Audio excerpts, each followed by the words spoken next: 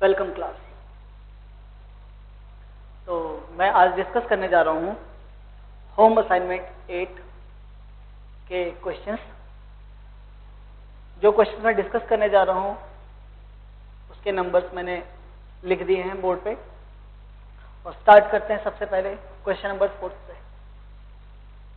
हमने क्या करना है, हमने वो सारे कॉम्प्लेक्स नंबर रिप्रेजेंट करने हैं जो ये दोनों कंडीशंस सेटिस्फाई करता है। ठीक है, करें प्लॉट। चलिए सबसे पहले मैं इस कंडीशन की बात करता हूं।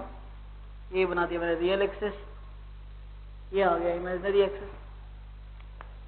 Mod z is equal to 3। वो सारे कॉम्प्लेक्स नंबर जिनका डिस्टेंस ओरिजिन से कितना होना चाहिए, 3 यूनिट होना चाहिए। कहाँ लाई करेंगे, सर्कल के ऊपर। यहीं आएगा। मतलब वो सारे कॉम्प्लेक्स नंबर जो इस कंडीशन को सेटिस्फाई करते हैं इस सर्कल के ऊपर है।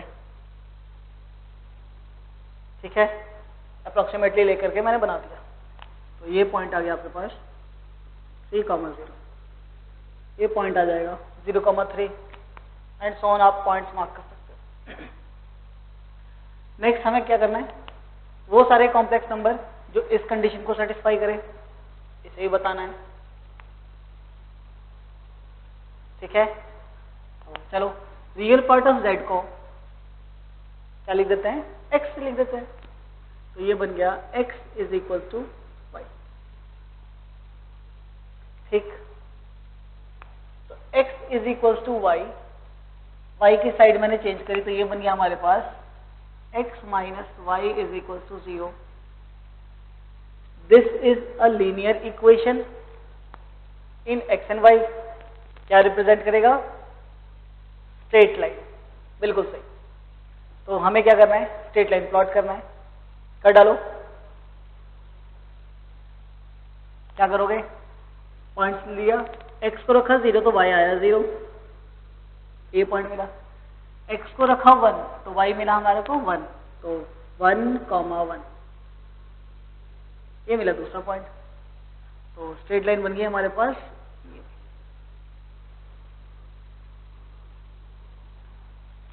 तो वो सारे कॉम्प्लेक्स नंबर जो इस कंडीशन को सेटिस्फाई करेंगे वो कहां पर होंगे, इस लाइन के ऊपर। हमने क्या ढूंढना था, वो सारे कॉम्प्लेक्स नंबर जो इस कंडीशन को सेटिस्फाई करे एंड इसको भी सेटिस्फाई करे।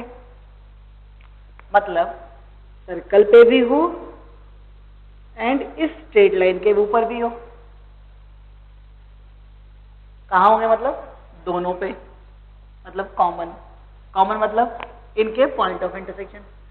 एक कॉम्प्लेक्स नंबर मिला, ये मिला ना, ये और कोई मिला, हाँ एक और मिला, ये वाला। तो ये दो कॉम्प्लेक्स नंबर ही मिले जो इन दोनों कंडीशन को सेटिस्फाई करते हैं। ठीक है, चलिए आगे चलते हैं नेक्स्ट क्वेश्चन नंबर 5 पे।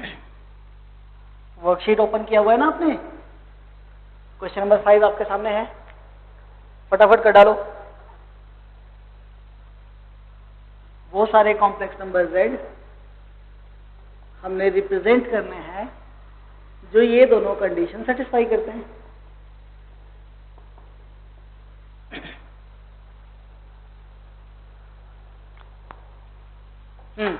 कर लिया। चलो सबसे पहले इस कंडीशन को प्लॉट करते हैं। Mod z is equal to 3, मतलब डिस्टेंस फ्रॉम ओरिजिन 3 के बराबर होना चाहिए। कहां लाई करेंगे, सर्कल पे, सेंटर 0 0, रेडियस 3 यूनिट। ये आपने ऑलरेडी किया हुआ है इसलिए मैं तेजी से कर रहा हूं। ठीक है, प्लॉट करना है तो आप इस पॉइंट को लिख सकते हो 3,0। तो जो सारे z इस कंडीशन को सेटिस्फाई करते हैं वो कहां होंगे, इस सर्कल के ऊपर। अब हमने कौन से ढूंढना है, जो इसको सेटिस्फाई करें। Imaginary part of z is equal to 4। Imaginary part of z को रखा y, तो y इक्वल्स टू आ गया 4।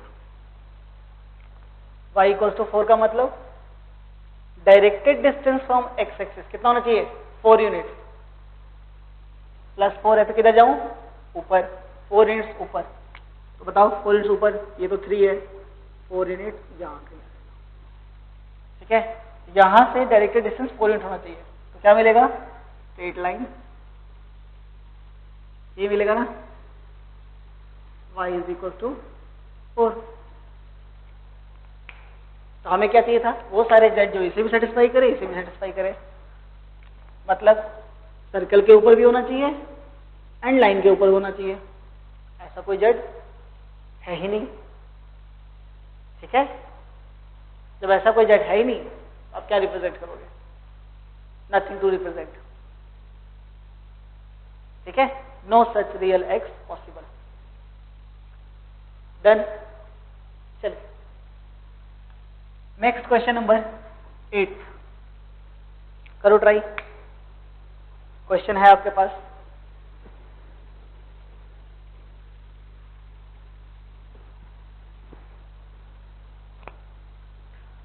हमने वो सारे कॉम्प्लेक्स नंबर z ढूंढने हैं जो इस कंडीशन को सेटिस्फाई करता है।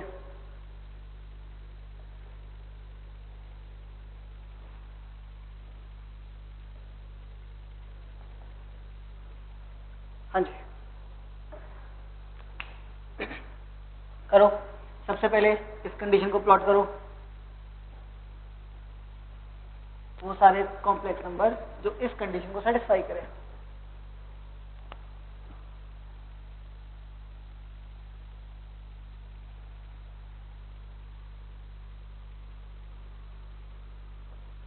रियल एक्सिस इमेजिनरी एक्सिस दोनों बना दिए। सबसे पहले प्लॉट करते हैं, mod z is equal to 2, मतलब डिस्टेंस फ्रॉम ओरिजिन कितना होना चाहिए 2 यूनिट्स। तो कहां लाई करेंगे, सर्कल पे, ठीक है। फिर हम बनाते हैं mod z is equal to 4, mod z equal to 4, ये 2 यूनिट है 4 यूनिट, ये बन गया हमारे पास। हमें कौन से z चाहिए थे जो इस कंडीशन को सेटिस्फाई करे, मतलब मॉड z 2 से लेकर के 4 के बीच में होना चाहिए, मतलब डिस्टेंस फ्रॉम ओरिजिन 2 से ज्यादा होना चाहिए 4 से कम। 2 से ज्यादा मतलब इस सर्कल के बाहर, 4 से कम मतलब इस सर्कल के अंदर।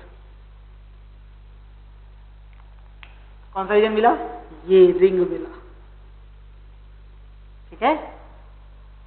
अच्छा सोच के बताओ, क्या इस सर्कल के ऊपर वाला ये वाला पॉइंट इंक्लूड होगा या नहीं होगा, ये वाले पॉइंट की बात करो, ये कॉम्प्लेक्स नंबर आएगा, आएगा। यहां पर इक्वालिटी है, ठीक है। हाँ, इस सर्कल के ऊपर वाला पॉइंट आएगा, वो भी आएगा, यहां भी इक्वालिटी है।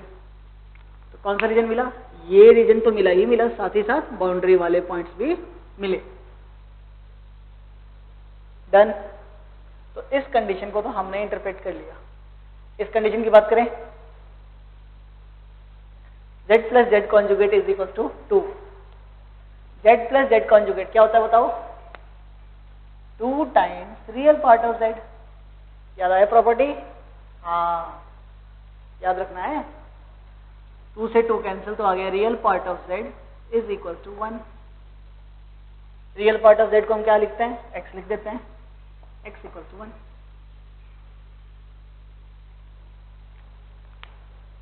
वो सारे कॉम्प्लेक्स नंबर लिखना है। x इक्वल टू 1 बताता है हमें, x इक्वल टू 1 मतलब directed distance from y axis कितना होना चाहिए 1 यूनिट की, मतलब 1 यूनिट राइट में। तो प्लॉट कर डालो जल्दी से, ये है 2, इसका हाफ होगा 1। प्लॉट करो जरा,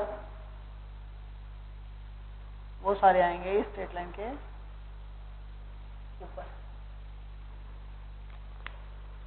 वो सारे कॉम्प्लेक्स नंबर जो इस कंडीशन को सेटिस्फाई करते कहाँ आएंगे, इस लाइन के ऊपर। हमने क्या बताना था, जो इस कंडीशन को सेटिस्फाई करे एंड इसे भी सेटिस्फाई करे, मतलब इसमें तो है ही रीजन में, साथ ही साथ और कहाँ हो, इस लाइन के ऊपर हो, ढूंढ लो जो दोनों में है, कॉमन है। मिल गए? कौन कौन से मिले? ये सारे और ये सारे, ये मिले ना। चलिए तो मैं इसको शेड कर देता हूं ऐसे।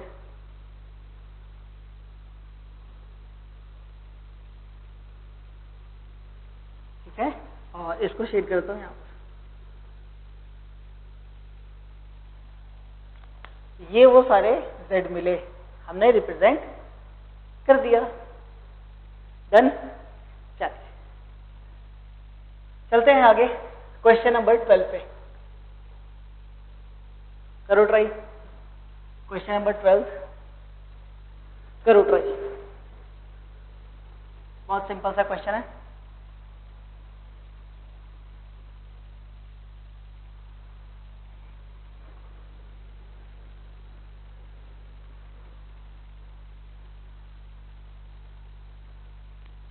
क्या करना है क्वेश्चन में? ये सारे कॉम्प्लेक्स नंबर जो इस कंडीशन को सेटिस्फाई करते हैं, एक रीजन बनाते हैं। Write the area of the region, हमें उस रीजन का एरिया बताना है। कंडीशन में लिख दूं? क्या कंडीशन है? mod z greater than 4 -5 less than real part of z less than 5 and -6 less than imaginary part of z less than 6।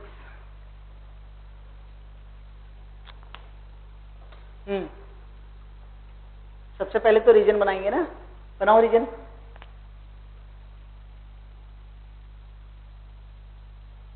वो सारे कॉम्प्लेक्स नंबर्स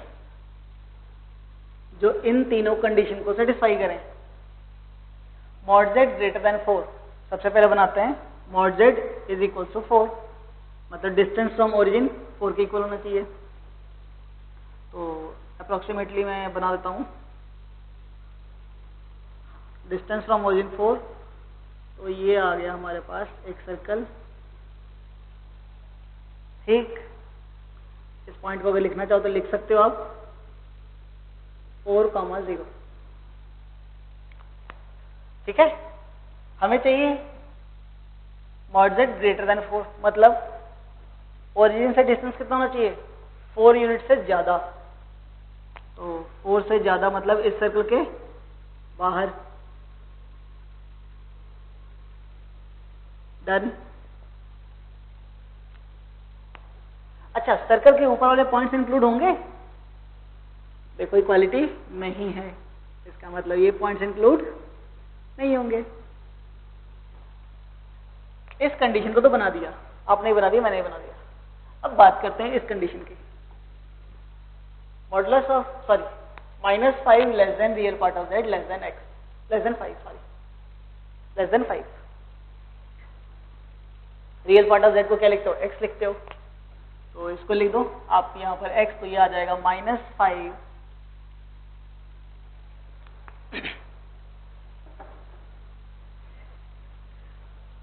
यहाँ लिख दें -5 less than x less than 5। ठीक है, सबसे पहले बनाते हैं x is equal to 5। x equal to 5 मतलब directed distance from y axis कितना होना चाहिए? 5 यूनिट, मतलब इसके राइट में। तो ये है 4, तो 5 अप्रोक्सीमेटली इतना, x इक्वल टू 5 लाइन ये आ गई, बना डालो।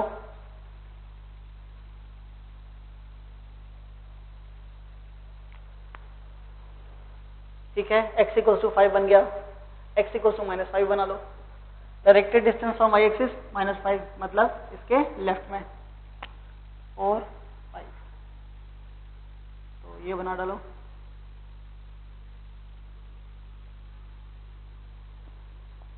ये हमने बनाया था x इक्वल टू 5, ये बना डालो x इक्वल टू -5। हमें क्या चाहिए? x -5 से 5 के बीच में लाई करे।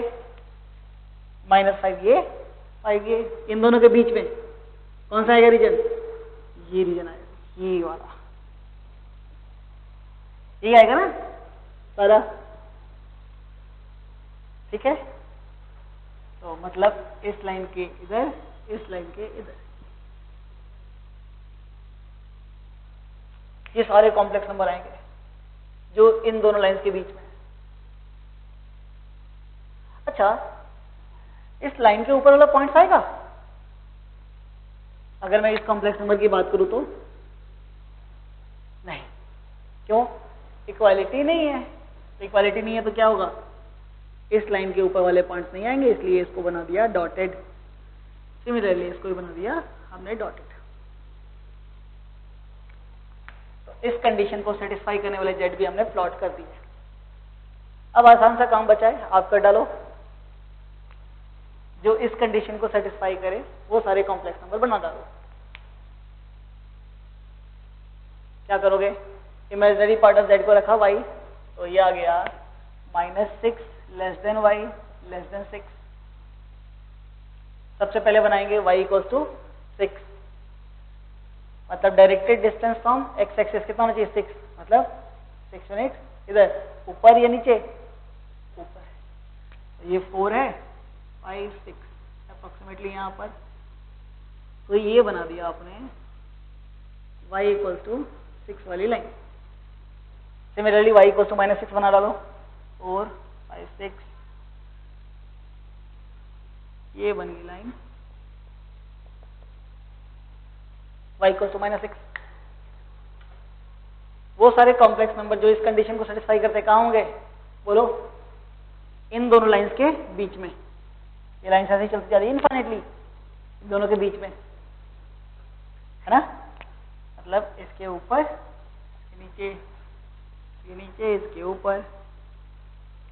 ऑफ कोर्स इस लाइन के ऊपर वाला पॉइंट नहीं आएगा, वो आपने ऑलरेडी देख लिया है, क्योंकि इक्वालिटी नहीं है।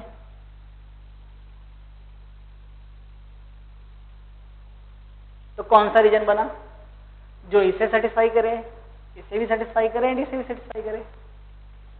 जो इसको सेटिस्फाई करे कहाँ होगा? इस सर्कल के बाहर। जो इसे सेटिस्फाई करे इन दोनों के बीच में। जो लास्ट कंडीशन सेटिस्फाई करे इन दोनों के बीच में। कौन सा रीजन बना? हाँ, ये वाला रीजन बना। जिन्होंने ये रीजन बना लिया है, अब फटाफट एरिया निकाल दो।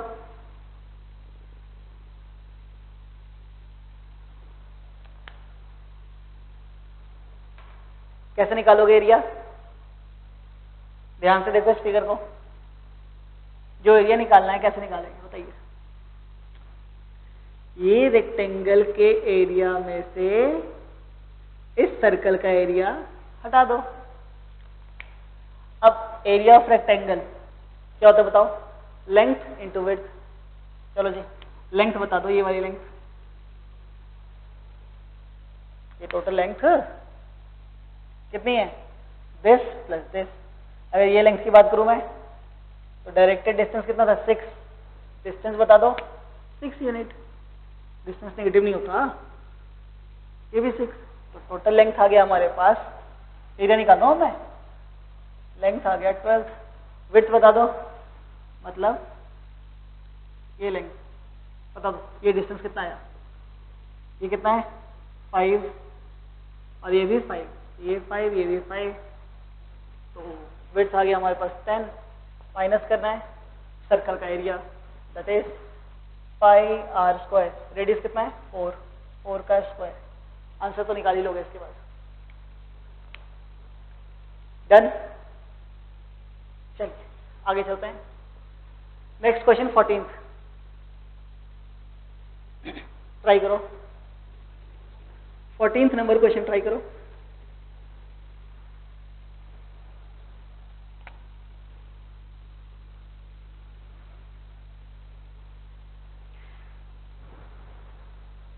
अगेन हमें एरिया निकालना है रीजन का। सबसे पहले रीजन प्लॉट करो।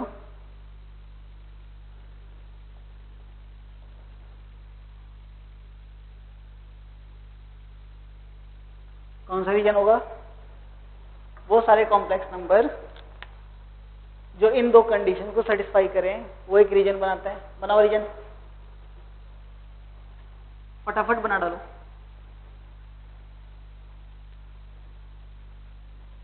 हाँ, तेजी से काम करना है, गलती नहीं होना चाहिए, गलती मत करना। चलो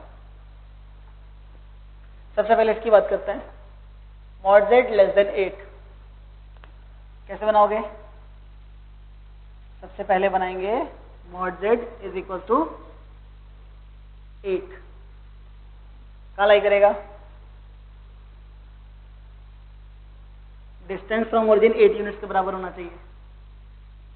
तो ये बना circle. Mod z is equal to 8 बनाया अभी हमने, अप्रोक्सीमेटली लिया है, मैंने स्केलिंग नहीं करी है बस, ठीक है, ध्यान रखना इसका। Mod z less than equal to 8 मतलब डिस्टेंस फ्रॉम ओरिजिन 8 यूनिट से कम होना चाहिए। इस सर्कल के किधर होंगे? अंदर।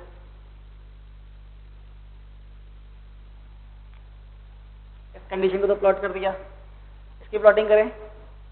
Real part of z less than 4√2, तो इसको रखा x, तो ये आ गया x लेस देन 4√2। सबसे पहले क्या बनाओगे?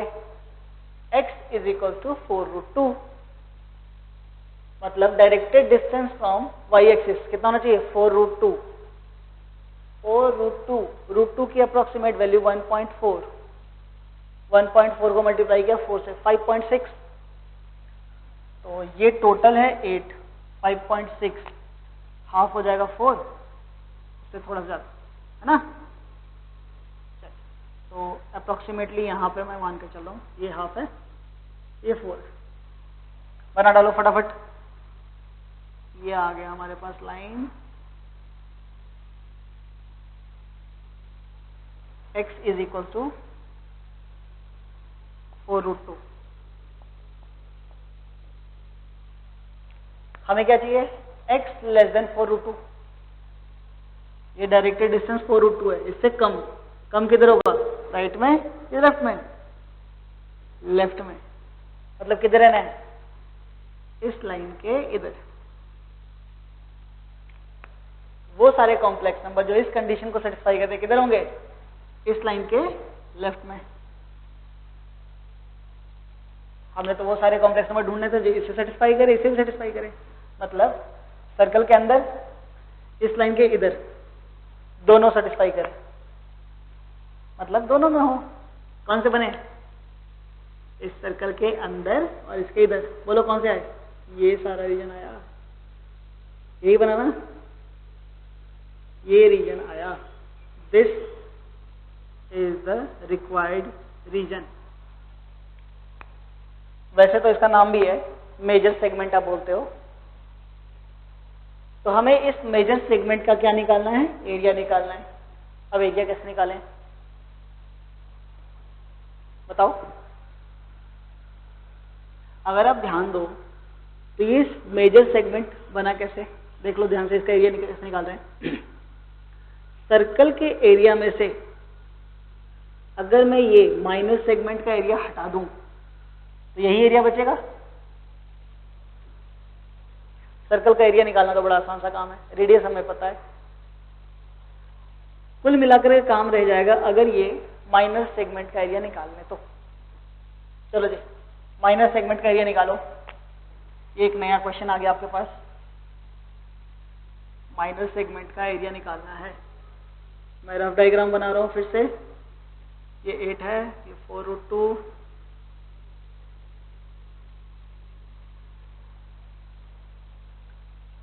वाली लाइन x इक्वल टू 4√2। ठीक है, क्या करेंगे? इन दोनों एक्सट्रीमिटीज को आप इससे ज्वाइन करोगे। ये 8 है, ये 8 है, ये 4√2, ये हमें पता है। माइनस सेगमेंट का एरिया निकालने के लिए आपको पता था। सबसे पहले तो मुझे क्या चाहिए? ये वाला एंगल, ये वाला एंगल। तो उसके लिए नोमेनक्लेचर कर देते हैं इसका O, इस पॉइंट को A, इस पॉइंट को B। तो ट्राइंगल OAB एक राइट एंगल ट्राइंगल है, तो उसमें ये एंगल थीटा निकालना चाहते हैं। ये एडजेसेंट साइड, ये हाइपोटेन्यूज, तो क्या हो गया? Cos theta is equal to 4√2/8। तो ये आ गया 2, ये कैंसिल हुआ तो cos theta is equal to 1/√2। Cos of which angle is 1/√2? 45 degree. तो यहाँ से थीटा आ गया 45 डिग्री। तो ये एंगल हमें पता लग गया कितना है, 45 डिग्री। सिमिलरली ये एंगल भी पता लग गया 45। तो ये टोटल एंगल आ गया 90 आ गया। तो ये क्या मिल गया हमें, एक क्वाड्रेंट। क्वाड्रेंट का एरिया क्या होता है बोलो, 1/4 into pi r square. Radius कितना है 8 का स्क्वायर।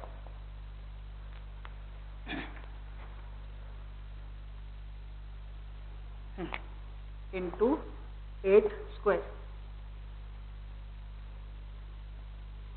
इस क्वाड्रेंट में से हम क्या माइनस करेंगे, इस ट्राइंगल का एरिया। अब इस ट्राइंगल का एरिया के लिए अगर आप ध्यान से देखो तो आप बेस इसको भी ले सकते हो। इसके कोरिस्पॉन्डिंग हाइट क्या हो जाएगी, ये ऑलरेडी लेक्चर में किया हुआ था सेम क्वेश्चन, ठीक है। तो half into base into height आप लिखोगे। वैसे अगर आपने देखा ये एंगल आप निकाल चुके थे, कितना था 90 डिग्री। तो मैं बेस इसको भी तो कंसीडर कर सकता हूं। इसके कोरिस्पॉन्डिंग हाइट कौन सी हो जाएगी, ये वाली, बिकॉज ये एंगल कितना है 90 डिग्री। एक मिनट मैं इसको ठीक करके लिख लूं।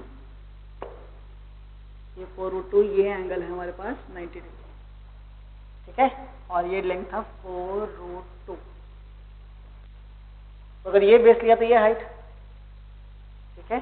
थोड़ा सा फायदा रह गया, हमें ये लेंथ निकालने की जरूरत नहीं पड़ी।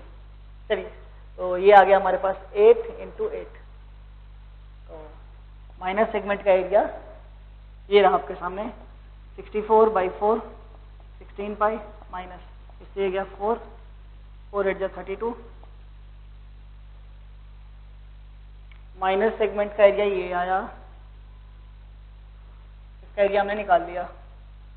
सर्कल का एरिया बता दो अब कितना था, पाई आर स्क्वायर। रेडियस इज 8 का स्क्वायर माइनस सेगमेंट का एरिया 16 पाई माइनस 32 निकाला तो ये आ गया 64 पाई माइनस 16 पाई प्लस 32। 64 पाई में से 16 पाई सब्ट्रैक्ट किया तो ये आ गया हमारे पास 48 पाई। तो 48 पाई प्लस 32 स्क्वायर यूनिट्स।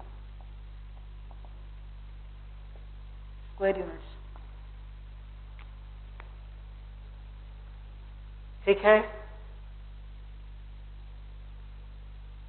फिर चले आगे। नेक्स्ट आगे चलते हैं क्वेश्चन नंबर 18 पे। करो ट्राई।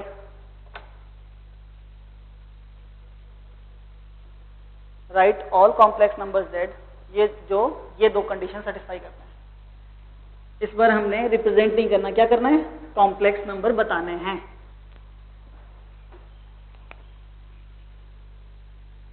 जो ये दो कंडीशंस सेटिस्फाई करता है, mod z is equal to 3 and real part of z whole power 4 plus imaginary part of z whole power 4 is equal to 41। करो ट्राई।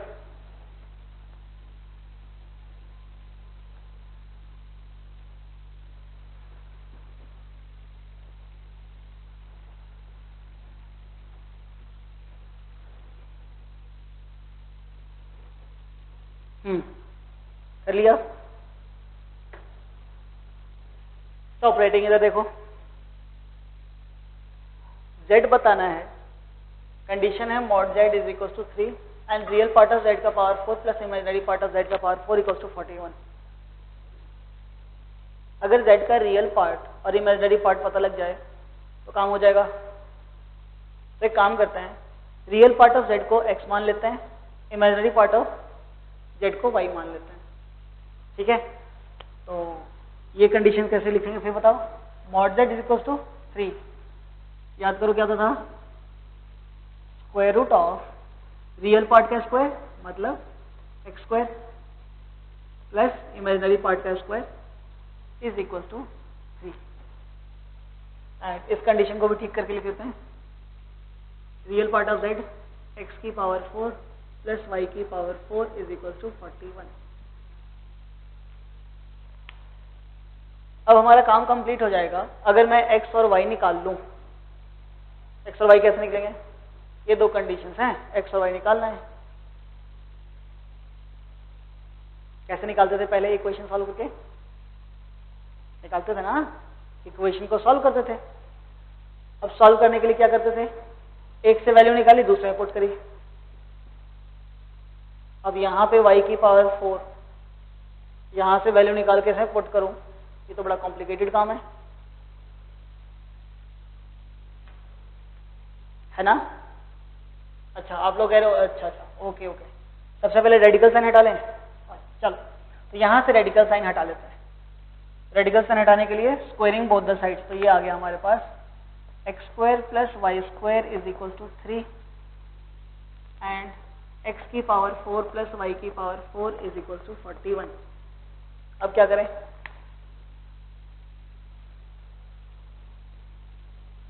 इन दो कंडीशन से हमें x और y निकालना है। सोचो क्या करें? वेरिएबल्स को कम करके क्या करें? यहां से y की वैल्यू निकाल के यहां पुट कर दूं। यहां y के पास 4 है, यहां y स्क्वायर है। क्या करना आसान है? यहां से y स्क्वायर की वैल्यू निकालो और यहां पुट कर दो। करो फटाफट। यहां से y स्क्वायर की वैल्यू निकाली 3 माइनस एक्स स्क्वायर, यहां से यहां पुट किया, ये आ गया x की पावर 4 प्लस y की पावर 4, इसको लिखा y स्क्वायर का होल स्क्वायर, तो y स्क्वायर का होल स्क्वायर, y स्क्वायर की value 3 minus x square is equal to 41। अब सिंपल सा बात है, इसका स्क्वायर ओपन कर दो, तो ये आ गया x की पावर 4 प्लस 3 का स्क्वायर 9 प्लस एक्स स्क्वायर का स्क्वायर x की पावर 4 माइनस 2ab। कुछ गड़बड़ नहीं करी आपने? हाँ, कहाँ गड़बड़ करी? यहाँ पर स्क्वायरिंग किया, इधर से स्क्वायरिंग कर दिया, इधर नहीं किया। ये बड़ा गलत काम है, ऐसी गलती आप मत करते ना। हाँ, ये तो पेपर में तो परेशान हो जाओगे। चलिए, ऐसी गलती आपको अलाउड बिल्कुल नहीं है। अब ठीक है ना सारे स्टेप? चलिए, तो 9 का स्क्वायर क्या आ जाएगा हमारे पास? यहाँ पर आ गया 81 प्लस एक्स स्क्वायर का स्क्वायर x की power 4 minus 2ab that is 18x square is equal to 41। ठीक है यहाँ तक।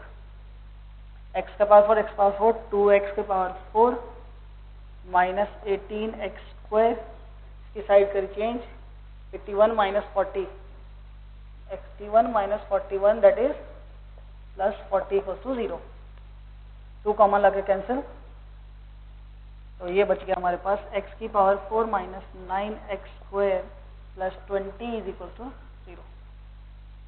ये आ गया x स्क्वायर में एक क्वाड्रेटिक। सॉल्व कर डालो इसको।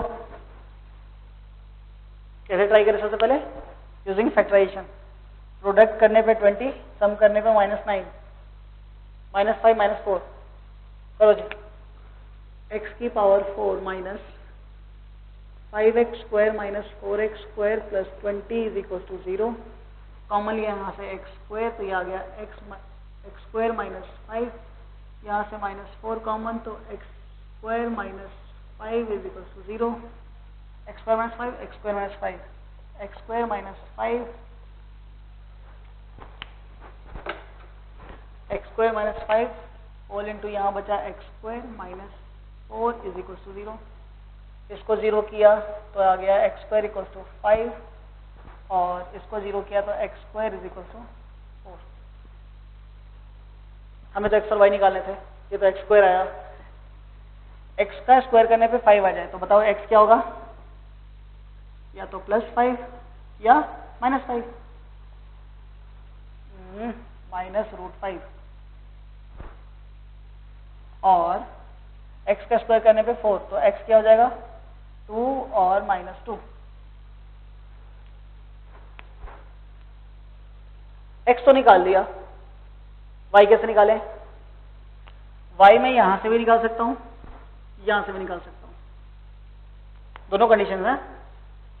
कौन सी कंडीशन से आसान है? हाँ, पहली वाली कंडीशन से आसान है, वहां पावर 4 करना पड़ेगा। चलो यहां निकालें, ये आ गया हमारे पास y² = 9 - x²। 9 माइनस पहले रखा √5 तो आ गया 5, तो y² आ गया हमारे पास 4, तो y आ गया हमारे पास +-2।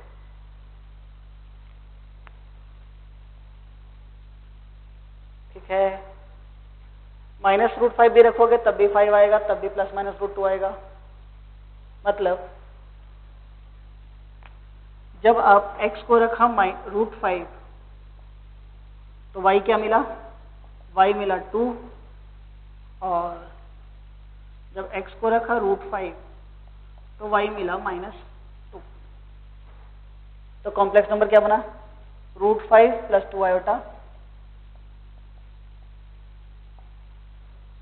दूसरा बना √5 - 2 आयोटा। ठीक है, इसी तरीके से जब x को -√5 रखोगे तो फिर से y की 2 वैल्यू आएगी, तो 2 और कॉम्प्लेक्स नंबर मिलेंगे। फिर x को 2 रखा तो फिर से 2 कॉम्प्लेक्स नंबर मिला, फिर -2 रखा फिर से 2 कॉम्प्लेक्स नंबर मिला। इसके बाद आपने कंप्लीट कर लेना है पूरा काम। ठीक, और ये एक छोटा सा कैलकुलेशन वर्क था, ज्यादा कुछ नहीं था। हाँ, ख्याल रखना ऐसी गलती ना करे कि इधर स्क्वायरिंग कर दी इधर ना करी। ठीक है, नेक्स्ट है क्वेश्चन नंबर 20। 20 ट्राई करो।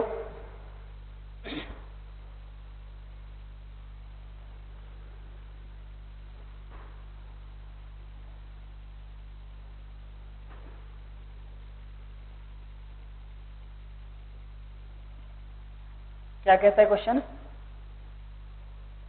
Right whether this complex number is purely real और imaginary.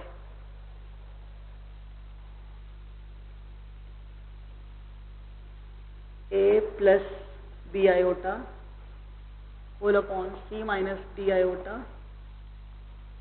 plus b iota - a whole divided by b iota plus c।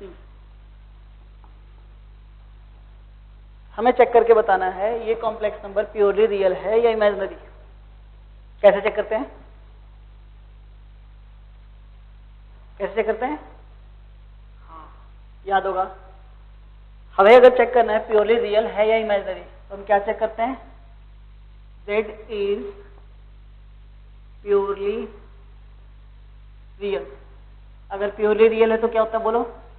Z conjugate Z के इक्वल होता है, दिस इंप्लाइज दिस। याद आया?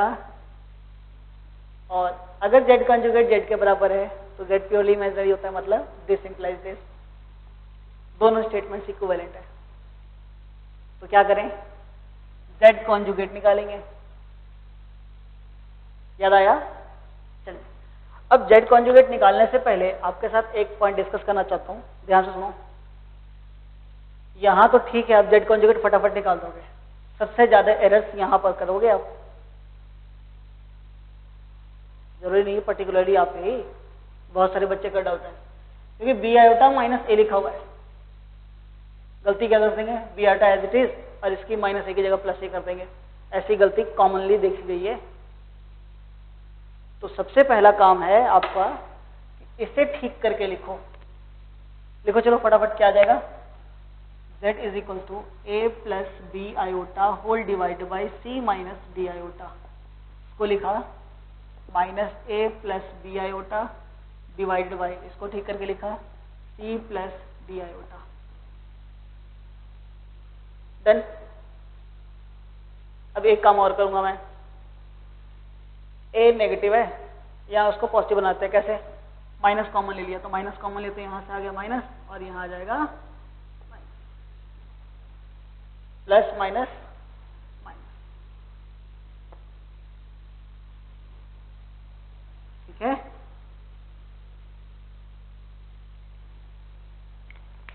अब इसके बाद आप z कॉन्जुगेट लो और आंसर आपको दिख रहा होगा। ठीक है, इसके बाद आपने ट्राई करना है। चलिए, तो क्वेश्चन नंबर 20 भी कंप्लीट। 21 ट्राई करो।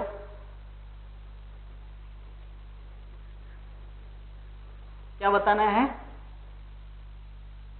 ये कॉम्प्लेक्स नंबर प्योरली रियल है या इमेजिनरी? अगेन सेम टाइप का क्वेश्चन है, करो।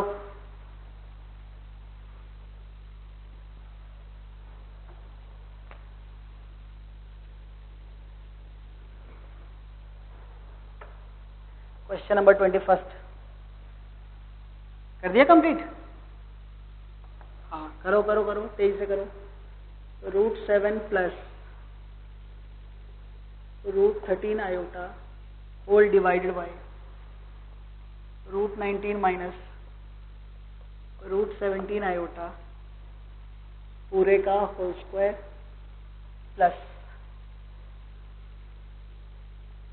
√13 plus √7 iota whole divided by √19 plus √17 iota पूरे का होल स्क्वायर,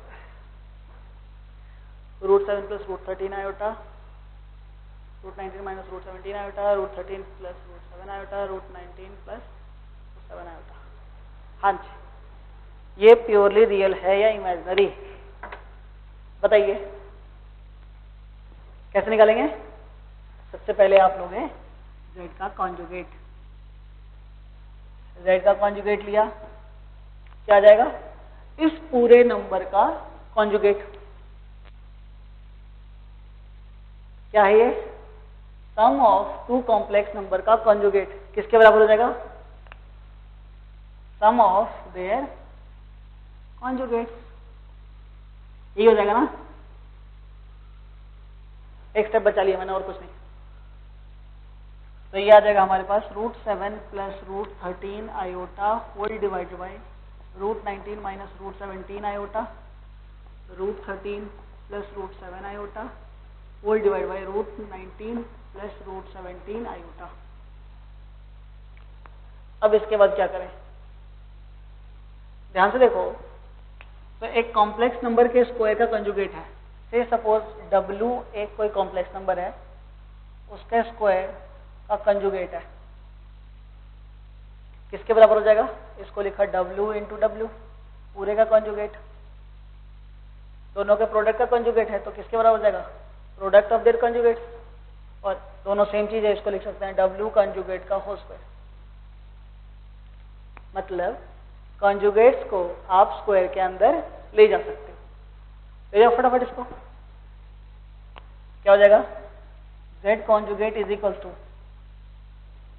कॉन्जुगेट गया स्क्वायर के अंदर, इसका कॉन्जुगेट अपॉन इसका कॉन्जुगेट। इसका कॉन्जुगेट लिखा तो हो गया √7 माइनस √13 आयोटा, डिनोमिनेटर का कॉन्जुगेट लिखा तो √19 प्लस √17 आयोटा पूरे का होल स्क्वायर प्लस, सिमिलरली यहाँ भी लिख दो √13 माइनस √7 आयोटा और इसका आ जाएगा √19 माइनस √17 आयोटा पूरे का होल स्क्वायर।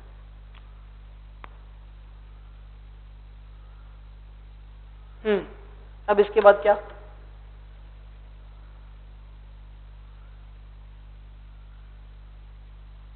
देखो, ये रहा Z और ये है Z कॉन्जुगेट। Any observation? यहां पर √7 plus √13 iota divided by √19 minus √17 iota है। डिनोमिनेटर जो इसका है √19 माइनस √17 आयोटा, वो भी इसका है, और जो डिनोमिनेटर इसका है वही डिनोमिनेटर इसका है। तो एक काम करता हूं, मैं इसको पहले लिख देता हूँ, इसको बाद में लिख देता हूँ।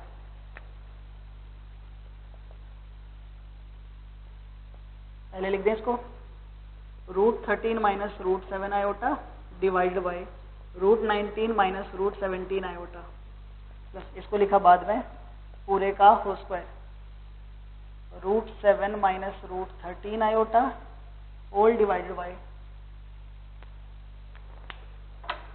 एक मिनट मार्कर चेंज कर लूं,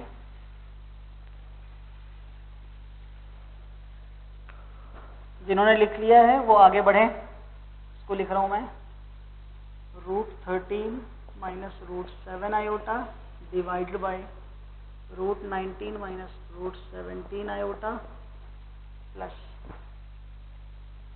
यहाँ पर स्क्वायर, ये आ जाएगा √7 minus √13 iota divided by √19 plus √17 iota. हाँ जी, ठीक लिखा ना? बिल्कुल ठीक लिखा हुआ यहाँ तक। अब क्या करें, अब क्या करें ये बता दो।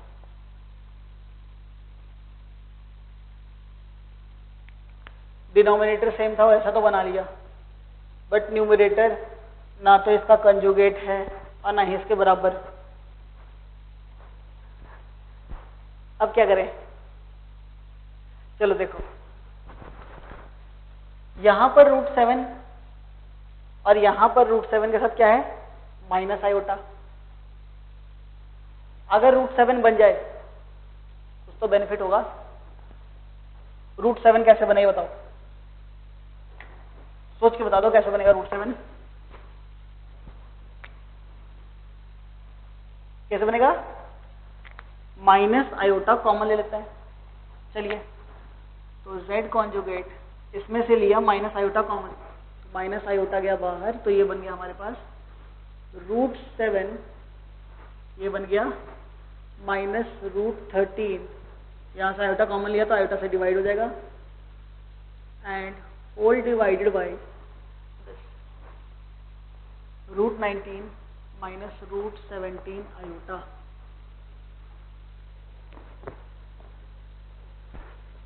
इस पूरे का स्क्वायर। अभी सेकंड वाला पार्ट मैंने लिखा नहीं है, कोई बेनिफिट मिला ऐसा करने से? आयोटा डिनोमिनेटर में तो रैशनलाइज किया, तो यहाँ आयोटा से मल्टीप्लाई डिवाइड, तो √13 आयोटा नीचे आ जाएगा आयोटा स्क्वायर, आयोटा स्क्वायर जैसे ही आए तो वो हो जाएगा ये प्लस। कुछ बेनिफिट मिला? ये न्यूमरेटर एज इट इज ऐसा ही बन गया, तो बेनिफिट मिला। अब क्या करें, सेकंड पार्ट का खुद से ट्राई करो, जल्दी से करो करो, फटाफट ट्राई करो। मैं इसको ठीक करके लिख देता हूँ, स्पेस कम है। Minus iota √7 plus √13 iota whole divided by √19 minus √17 iota, इस पूरे का होल स्क्वायर। यहां से भी क्या किया, 13 यहाँ अकेला है, यहाँ पर माइनस आयोटा के साथ है, माइनस आयोटा कॉमन, तो यहाँ पर लिया माइनस आयोटा कॉमन, तो बन गया √13 minus √7 by iota whole divided by √19 plus √17 iota, इस पूरे का होल स्क्वायर। और फिर से इसको रैशनलाइज किया तो यहाँ आयोटा स्क्वायर आ गया, यहाँ प्लस और यहाँ आयोटा। बेनिफिट आपको नजर आ रहा है अब, ठीक है? माइनस का स्क्वायर किया तो प्लस, और आयोटा का स्क्वायर करने पे -1 जनरेट हुआ तो हो गया बाहर, तो जेड स्क्वायर आ गया minus of this quantity √7 plus √13 iota. Basically question is over, और यहाँ माइनस का square plus iota square minus minus बाहर, तो ये आ गया √13 प्लस √7 आयोटा। आप लोग तो आंसर भी लिख चुके हो मेरे ख्याल से। अब दोनों में से माइनस कॉमन, तो ये आ गया माइनस बाहर और यहाँ पर प्लस।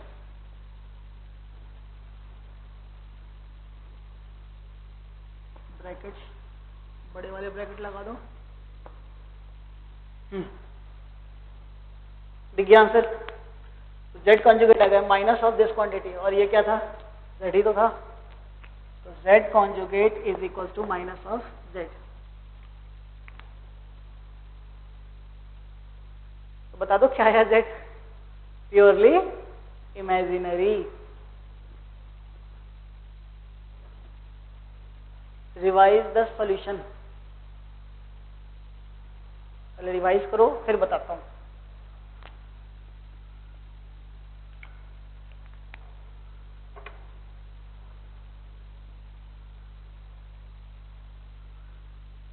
हाँ जी, देखो, तो कॉन्जुगेट का यूज करने से हमारा क्वेश्चन फटाफट सॉल्व होता चला गया। ये सारा काम मैंने आपको हिंट बताते हुए किया है। अगर आप ध्यान से देखते, ऑब्जर्व करते हुए चलते, तो ये सारा ऑब्जर्वेशन आप ही का किया हुआ है, मेरा कुछ नहीं किया। ठीक है, डन। तो कॉन्जुगेट लगाने से ये फायदा हुआ, कॉन्जुगेट की प्रॉपर्टी। वैसे कई बच्चे सोच रहे होंगे सर इस स्क्वायर को इवेलुएट कर लें, फिर इसको इवेलुएट कर लें, स्टैंडर्ड फॉर्म में कन्वर्ट करने के लिए एलसीएम लें। लेंथ है काफी वहां पर, देख लो। पहले इसका स्क्वायर इवेलुएट करोगे, रैशनलाइज करोगे, या रैशनलाइज करके स्क्वायर इवेलुएट करो, दोनों में लेंथ है। बट कॉन्जुगेट का ये प्रॉपर्टी यूज करने से क्वेश्चन फटाफट सॉल्व हो रहा है बिना किसी कैलकुलेशन वर्क के। ठीक है, ये है बेनिफिट कॉन्जुगेट की प्रॉपर्टीज को ध्यान से करने का। चलिए लास्ट क्वेश्चन रहता है 25। ट्राई करो, करो ट्राई फटाफट।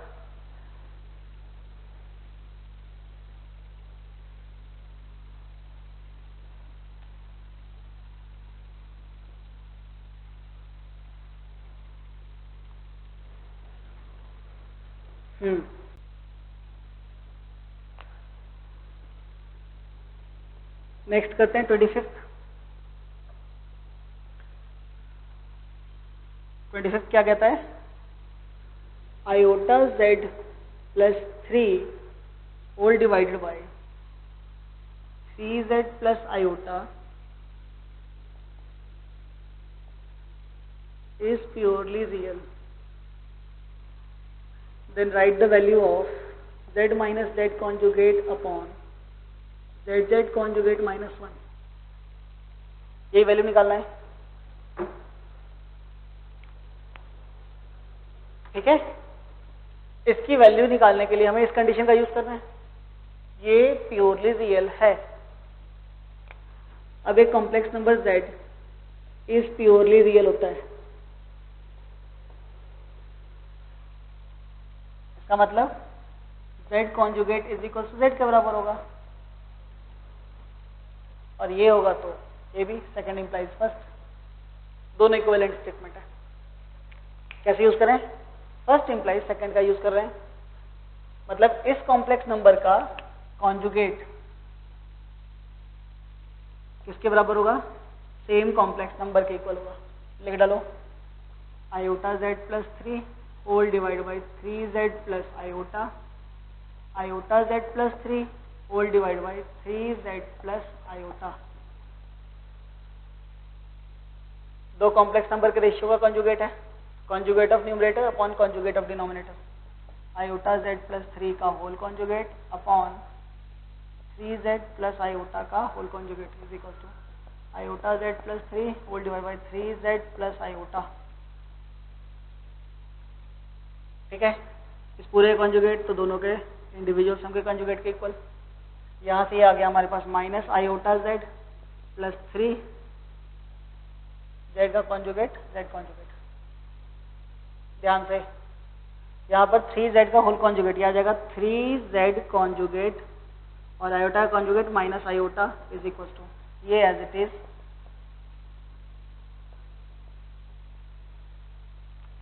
अब क्या करोगे? Cross multiply. ठीक है, तो दिस इंटू दिस कर रहा हूं मैं,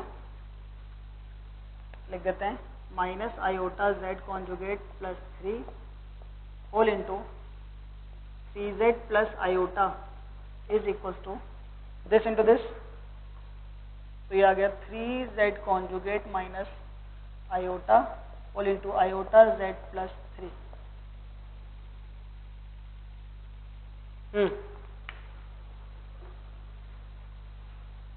This into this, जल्दी करो. 3 iota Z conjugate minus 3 iota Z conjugate plus minus minus iota square, that is -1, तो ये हो गया प्लस Z conjugate प्लस 3 से मल्टीप्लाई हुआ तो ये आ गया 9Z plus 3 iota is equal to, कर डालो मल्टीप्लाई, ये आ गया 3 iota Z conjugate plus 9Z conjugate minus iota square -1, तो ये हो गया प्लस Z माइनस 3 iota. ये आया मल्टीप्लाई करने के बाद. हाँ जी, कुछ कैंसिल वगैरह तो नहीं हो रहा? नहीं, कैंसिल वगैरह तो नहीं हो रहा. अब क्या करें? यहाँ पर Z कॉन्जुगेट, यहाँ भी Z कॉन्जुगेट, इसकी साइड कर देते हैं चेंज. यहाँ पर Z कॉन्जुगेट, यहाँ 9Z कॉन्जुगेट, इसको एक तरफ ले आते हैं, यहाँ Z, तो पहले Z वाले लिख लेते हैं. तो ये आ गया हमारे पास 8Z, साइड चेंज, इसकी भी साइड चेंज करते तो ये आ गया -8Z कॉन्जुगेट, इसकी साइड इधर, तो ये आ गया हमारे पास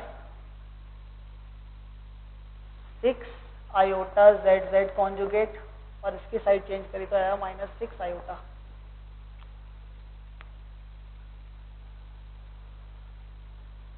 ठीक है, ऐसा टारगेट को देखते हुए किया मैंने, और कुछ नहीं किया, क्योंकि Z के साथ -Z चाहिए था, Z कॉन्जुगेट, तो Z मिल गया था, Z कॉन्जुगेट भी नेगेटिव में मिल रहा था टारगेट को देखते हुए. तो ये स्टेप हमने कर डाला. अब तो आंसर ही आ गया. यहाँ से 8 कॉमन, तो आ गया Z minus Z conjugate is equal to, यहाँ से 6 iota common, Z conjugate -1, cross multiply किया तो आ गया Z minus Z conjugate divide by Z conjugate -1 is equal to 6 iota by 8, that is 3 iota by.